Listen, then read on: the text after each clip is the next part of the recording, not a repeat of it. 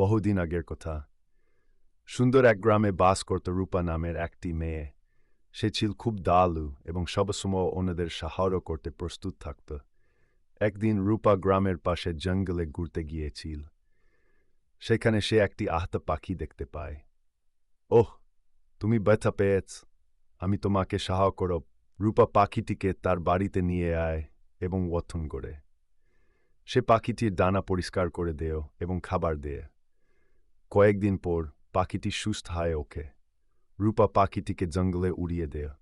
বিদায় বন্ধু, আবার এসো, রূপা বলে।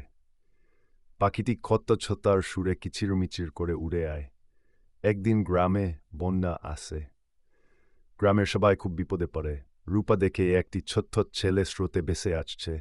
আমাকে ওকে বাঁচাতে হবে, রূপা দৃঢ়ভাবে বলে। রূপা দেরি না করে নদীতে ঝাঁপ দেয় এবং ছেলেটিকে উদ্ধার করে। তখনই সেই পাখিটি ফিরে আসে এবং আরও অনেক পাখি